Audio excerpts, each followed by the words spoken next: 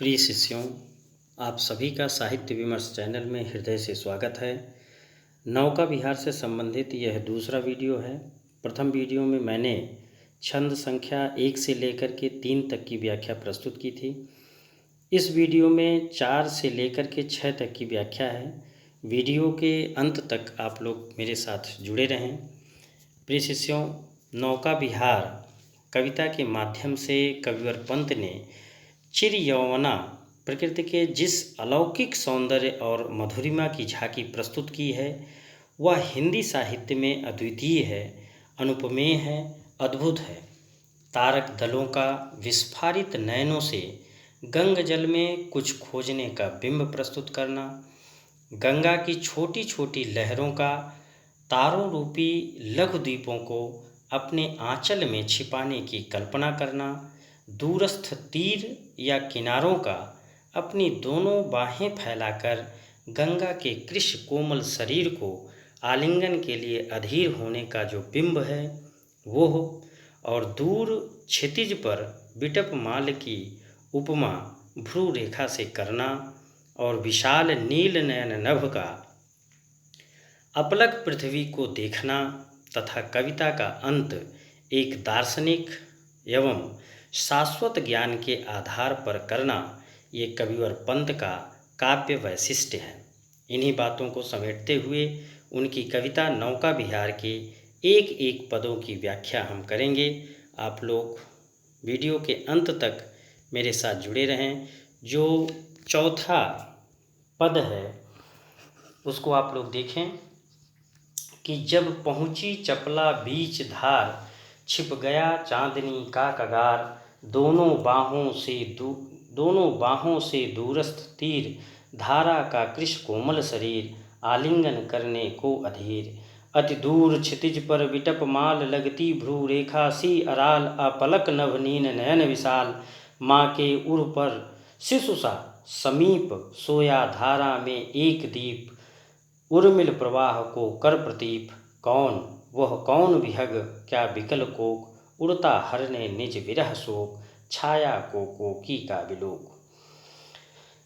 अब इसकी व्याख्या आप लोग देखें कि जब पहुँची चपला बीच धार, छिप गया चांदनी का कगार। चपला नाव को कहते हैं, छोटी नाव को चपला कहते हैं। जब पहुँची चपला बीच धार, जब नाव बीच धारा में पहुँच जाती है तो छिप गया चांदनी का कगार। यहाँ पर तट का वर्णन कविवर पंत जी ने किया है कि जो तट अभी तक जो चांदनी से युक्त थी और श्वेत और उज्ज्वल दिख रही थी, चमकती हुई दिख रही थी, जो तट दिख रहा था कगार, वह बीच धारा में नाव के पहुँचने के कारण छिप गया था या कम दिखने लगा था।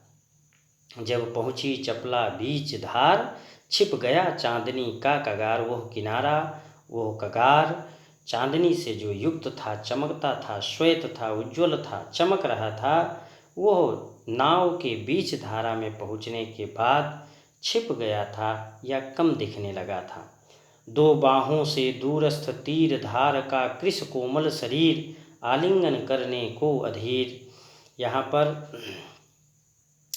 दोनों तीर या किनारे की तुलना बाहों से करते हुए कविवर पंत जी कह रहे हैं कि दूर स्थित दोनों किनारे, दो बाहों से दूरस्थ तीर। दूरस्थ तीर का मतलब दूरस्थ, दूर पर स्थित जो तीर हैं, जो किनारे हैं, वे ऐसे प्रतीत हो रहे हैं कि जैसे वे व्याकुल हो करके धारा का कृष्ण कोमल शरीर आलिंगन करने को अधीर। जो गंगा जी की धारा हैं, कृष्ण कोमल शरीर वाली हैं, अर्थात यहाँ पर नायिका के रूप में तुलना करते हुए कविवर पंत जी कहते हैं कि धारा रूपी, गंगा जल की धारा रूपी नायिका के कृष्ण कोमल शरीर को आलिंगन करने के लिए अधीर प्रतीत हो रहे हैं वे दोनों किनारे। ऐसा प्रतीत हो रहा है कि वे दोनों किनारे जो दूर पर स्थित हैं, वे गंगा जल धारा के नायिका के कृष्ण कोमल शरीर को आलिंगन करने के लिए दोनों बाहें अपनी फैला करके अधीरतापूर्वक, अधैर्यपूर्वक देख रहे हैं। अति दूर क्षितिज पर बिटप माल लगती भ्रू रेखा सी अराल अपलक नभ नील नयन विशाल। अब दूर क्षितिज पर, क्षितिज का मतलब होता है कि जहाँ धरती और आकाश मिलते हुए से प्रतीत होते हैं, बहुत दूर जब देखा जाता है तो वहाँ पर धरती और आकाश एक दूसरे से मिलते हुए दिखाई देते हैं। जो मिलने की स्थिति होती है वही क्षितिज कहलाता है। तो दूर क्षितिज पर कुछ कतारबद्ध जो वृक्ष हैं, पेड़ हैं, बिटपमाल का मतलब पेड़ों की पंक्ति या वृक्षों की पंक्ति। क्षितिज पर स्थित जो वृक्षों की पंक्ति है, कतारबद्ध वृक्ष हैं, उनको देख करके ऐसा लग रहा है कि जैसे वे नीले आकाश के विशाल नेत्रों की तिरछी भौहें हैं। भ्रू रेखा सी अराल, अराल का मतलब टेढ़ी और भ्रू रेखा का मतलब भौं। और किसकी ये भौं है? नीले आकाश, नील नभ नयन, नीले आकाश के नेत्र जो विशाल हैं, वे विशाल नेत्रों से युक्त नभ, जिसकी भौहें तिरछी हैं, वो अपलक दृष्टि से, निर्निमेष दृष्टि से एकटक पृथ्वी को देख रही हैं, ऐसा प्रतीत हो रहा है। अति दूर क्षितिज पर बिटप माल लगती भ्रू रेखा सी अराल, जो दूर क्षितिज पर स्थित विटप माल हैं, पौधों के पेड़ों के पंक्तियां लगी हुई हैं, वो उस विशाल आकाश की भौहों के समान लग रहे हैं। उस विशाल नीले नयन वाले आकाश के भौहों के समान लग रही हैं और ऐसा लग रहा है कि दूर से ही वे एकटक अपलक धरती को निहार रहे हों। माँ के उर पर शिशु सा समीप सोया धारा में एक द्वीप उर्मिल प्रवाह को कर प्रतीप। प्रतीप का मतलब विपरीत, उल्टा। उर्मिल प्रवाह, उर्मिल का मतलब लहरों से युक्त प्रवाह को प्रतीप कर रहा हो, विपरीत कर रहा हो, ढकेल रहा हो, उल्टे दिशे में कर रहा हो। सोया धारा में एक द्वीप, वहीं गंगा नदी के बीच में एक द्वीप है जो है, और वो धारा को, गंगा जी की धारा को विपरीत दिशा में ढकेल रहा है। उसको देखने पर कविवर पंत के हृदय में जो भाव जगते हैं, उसकी बात पंत जी यहाँ पर करते हैं और कहते हैं कि बीच धारा में जो एक द्वीप है, वो बिल्कुल वैसे ही लग रहा है कि जैसे माँ के हृदय पर कोई शिशु, माँ के उर पर शिशु सा, माँ के हृदय पर कोई शिशु सो रहा हो, इस तरीके से लग रहा है। वह कौन विहग क्या विकल कोख, उड़ता हरने निज विरह शोक, छाया को कोकी का विलोक। उसी गंगा नदी में नौका विहार करते हुए पंत जी जब जा रहे होते हैं तो देखते हैं कि एक पक्षी ऊपर जो है उड़ता हुआ जा रहा है। तो उनके मन में यह विचार आता है कि यह पक्षी कहीं कोक तो नहीं है। कोक का मतलब चकवा और कोकी का मतलब चकवी। तो क्या विकल कोक, क्या यह विकल व्याकुल कोक तो नहीं है, चकवा तो नहीं है, जो उड़ता हरने निज विरह शोक, जो उड़ रहा है अपने, निज का मतलब अपने विरह वेदना के शोक को हरने के लिए उड़ तो नहीं रहा है। किस लिए? छाया को कोकी का विलोक। छाया को कोकी, कोकी का मतलब चकवी, चकवी की छाया को विलोक, चकवी की छाया को देख करके अब वो जल में अपने प्रतिबिंब को देखता है और देखने के बाद यह सोचने लगता है कि कहीं यह चकवी तो नहीं है। और ऐसा सोच करके वे अपने विरह शोक को, अपनी विरह वेदना को हरने के लिए उड़ता जा रहा है। इस प्रकार से कवि यह कल्पना करते हैं। अब इसमें जो आगे का पद है उसको आप लोग देखें।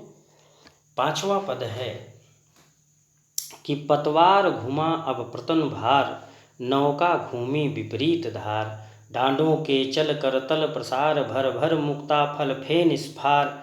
बिखराती जल में तार हार, चांदी के सापों सी रलमल। नाचती रश्मियाँ जल में चल, रेखाओं सी खिंच तरल सरल। पतवार घुमा अब प्रतन भार। पतवार का मतलब होता है जिससे नाव को आगे बढ़ाते हैं। पतवार घुमा अब प्रतन भार। नौका विहार के दौरान गंगा जल में प्रतिबिंबित रूप में पड़ने वाले चंद्रमा और तारों के नृत्य का वर्णन इस पूरे पद में किया गया है। परंतु जो प्रथम पंक्ति है उसमें कवि ये कहते हैं कि जब बीच धारा में पहुंच जाते हैं तो वहां अथाह जल होने के कारण नाव के भार में स्वाभाविक रूप से कमी आ जाती है।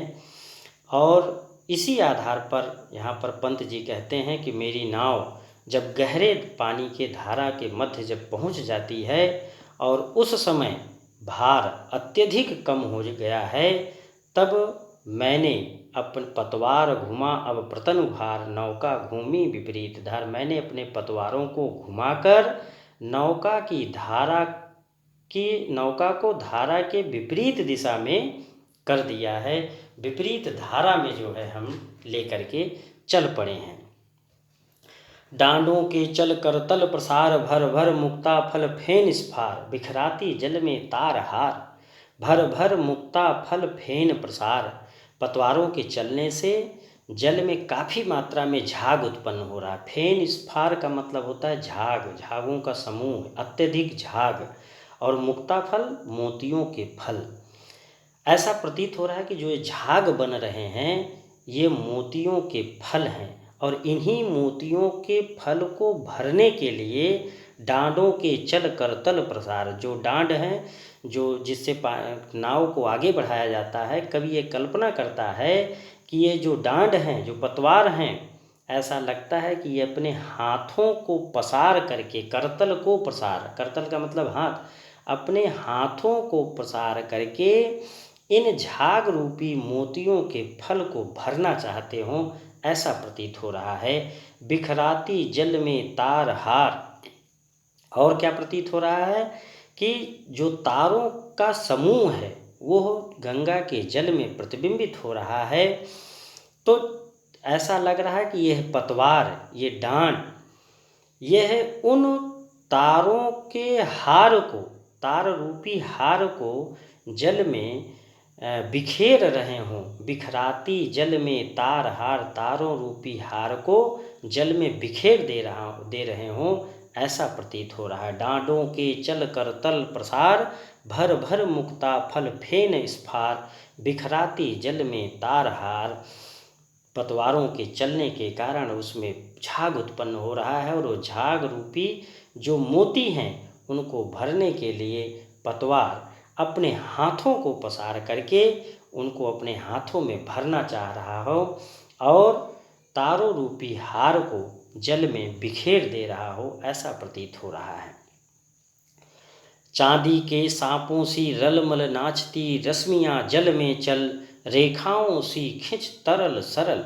अब जब यहाँ पर पतवार चल रहे हैं तो पतवारों के चलने के कारण नदी का जो शांत जल है उसमें अनंत लहरें उठ रही हैं और ये लहरें चांदी के सांपों से चमकती हुई, आगे रेंगती हुई ऐसी प्रतीत हो रही हैं।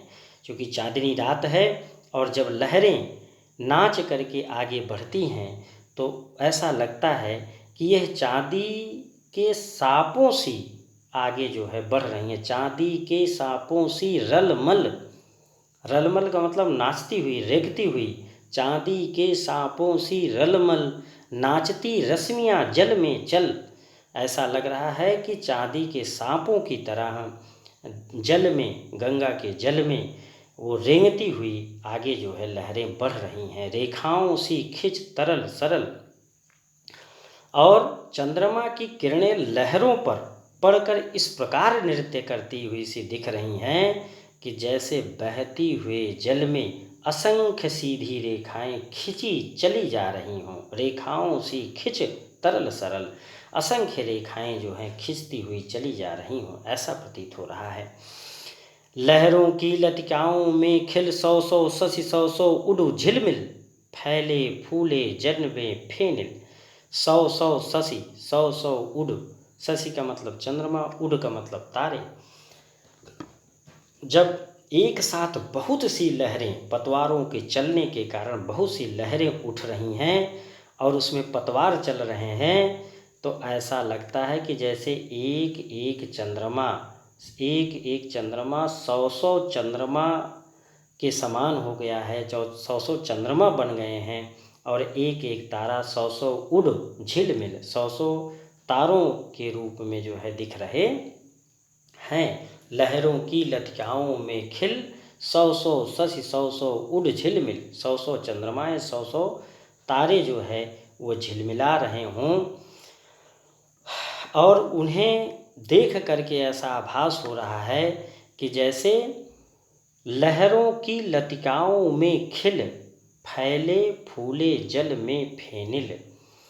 गंगा रूपी खेत में लहरों रूपी लताएं फल फूल रही हों, फैले फूले जल में फेनिल। इस तरीके से जो लहरें उठ रही हैं, उन लहरों के उठने के कारण कविवर पंत जी ये सोचते हैं कि जैसे गंगा जी खेत के रूप में हों और उस पर लहरों रूपी लताएं वो फल फूल रही हों, फैल रही हों, इस तरीके से। अब उथला सरिता का प्रवाह लग्गी से ले ले सहज था, हम बढ़े घाट को सहोत्साह।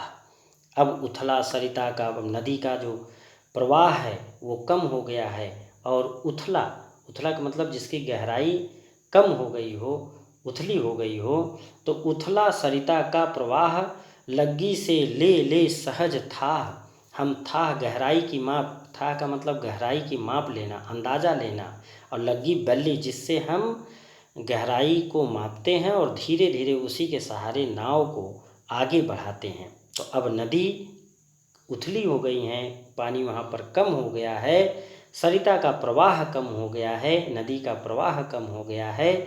तो ऐसी स्थिति में लग्गी से ले ले सहज था, हम सहज था ले करके, अंदाज़ा लगा करके अपने नाव को किनारे की तरफ सहोत्साह बढ़े जा रहे हैं, उत्साहपूर्वक आगे बढ़ते जा रहे हैं, अपने नाव को किनारे की तरफ बढ़ाते जा रहे हैं, नदी के तट की तरफ बढ़ाते जा रहे हैं।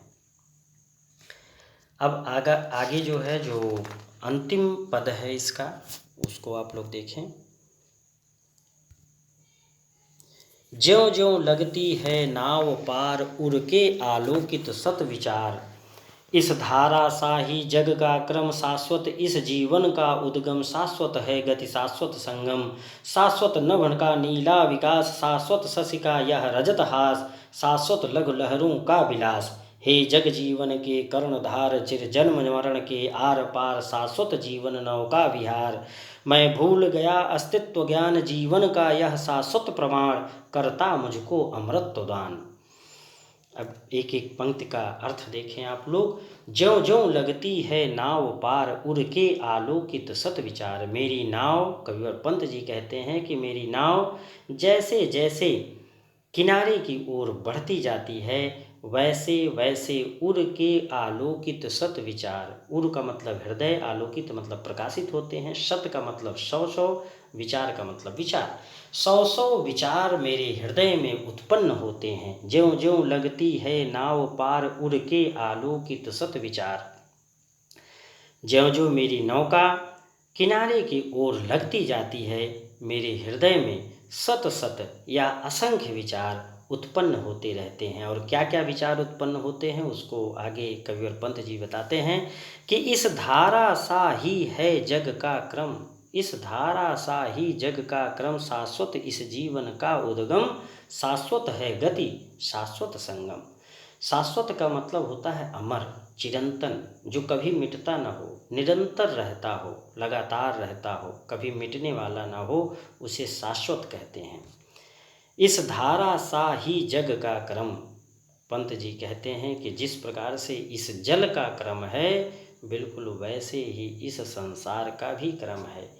जैसे इस जल का एक एक बूंद, एक एक कण अपनी जगह को जब छोड़ता है तो पीछे का जल उसके उस जगह को भर लेता है और पुनः यह क्रम चलता रहता है और नदी की धारा आगे बढ़ती जाती है। बिल्कुल संसार का क्रम भी बिल्कुल ऐसे ही है। शाश्वत इस जीवन का उद्गम भी बिल्कुल नदी के धारा के समान है। जैसे एक बूंद की जगह दूसरा बूंद, एक कण की जगह दूसरा कण ले लेता है, एक बूंद की जगह दूसरा बूंद ले लेता है, उसी प्रकार से एक जीवन के जाने के बाद दूसरा जीवन उत्पन्न होता है। एक व्यक्ति के मृत्यु के पश्चात दूसरे व्यक्ति का जीवन वो जन्म लेता है उसकी जगह पर, और इस प्रकार से निरंतर इस जग का यह क्रम चलता रहता है और जीवन मरण भी यह चलता रहता है। और यह जीवन मरण के चलने के कारण इस जग की जो गति है वो भी शाश्वत बनी रहती है, निरंतर बनी रहती है। शाश्वत है गति शाश्वत संगम, यह मिलना और बिछड़ना, मृत्यु और जन्म, ये शाश्वत है, ये निरंतर चलने वाली प्रक्रिया है। और यह प्रक्रिया बिल्कुल जल के धारा के क्रम के समान ही है। जैसे जलधारा अपना स्थान जैसे छोड़ती है, दूसरा जलधारा उस स्थान को ग्रहण कर लेती है। संसार के प्रत्येक जीव की भी यही दशा होती है। एक जीव के जाने से दूसरा जीव उस स्थान को भर लेता है और इस प्रकार से इस जग का क्रम भी इसी तरीके से शाश्वत बना रहता है, निरंतर बना रहता है। शाश्वत नभ का नीला विकास, शाश्वत शशि का यह रजत हास, शाश्वत लघु लहरों का विलास। यह जो नभ का नीला विकास है, अनंत नीला विकास, अनंत आकाश का जो नीला विकास है, ये हमेशा शाश्वत है। कल भी था, आज भी है और आगे भी रहेगा, शाश्वत है। शाश्वत शशि का यह रजत हास, ये चंद्रमा, शशि का मतलब चंद्रमा और रजत हास का मतलब चांदनी हंसी या श्वेत हंसी या मुस्कुराना।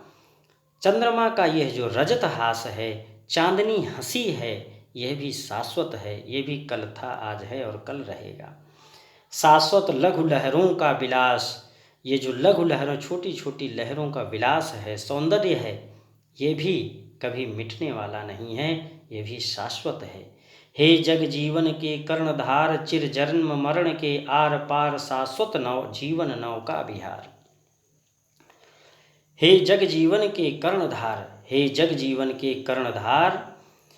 जग जीवन के कर्णधार कौन है? ईश्वर हैं, परमपिता परमेश्वर हैं, जो इस सांसारिक जीवन को देने वाले हैं और लेने वाले हैं।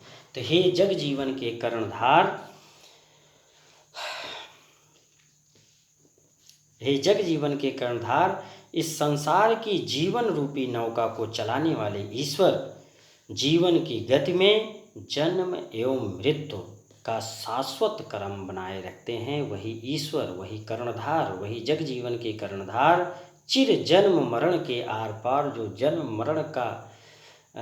जन्म मरण है, इसकी निरंतरता को वही कर्णधार बनाए रहते हैं। शाश्वत जीवन नौका विहार, और यह जीवन रूपी नौका विहार भी शाश्वत बना रहता है, निरंतर बना रहता है। मैं भूल गया अस्तित्व ज्ञान, जीवन का यह शाश्वत प्रमाण, करता मुझको अमृतत्व दान। कविवर पंत जी कहते हैं कि मैं अपने अस्तित्व का, मैं भूल गया अस्तित्व ज्ञान, जीवन का यह शाश्वत प्रमाण। मैं भूल गया यह अस्तित्व ज्ञान, मैं अपने अस्तित्व का, ईश्वर की सत्ता का ज्ञान भूल गया। जीवन का यह शाश्वत प्रमाण, यह जीवन की शाश्वतता का जलधारा रूपी यह शाश्वत प्रमाण मुझे अमरत्व प्रदान करता है। करता मुझको अमरत्व प्रदान, यह मुझको अमरता प्रदान करता है। फिर से इसका देखें कि मैं भूल गया अस्तित्व ज्ञान, जीवन का यह शाश्वत प्रमाण, करता मुझको अमृतत्व दान। कबीर पंत जी कहते हैं कि मैं अपने अस्तित्व का या ईश्वर की सत्ता का ज्ञान भूल गया था, और जीवन की शाश्वतता का जलधारा रूपी यह शाश्वत प्रमाण मुझे अमरत्व प्रदान करता है या अमरता प्रदान करता है। इस प्रकार से ये नौका विहार पाठ समाप्त होता है। और नौका विहार का यह दूसरा भाग था। प्रथम भाग में मैंने 1 से लेकर के 3 तक की व्याख्या प्रस्तुत की थी और इस वीडियो में 4 से लेकर के 6 तक की व्याख्या प्रस्तुत की है। और अब ये वीडियो समाप्त होता है।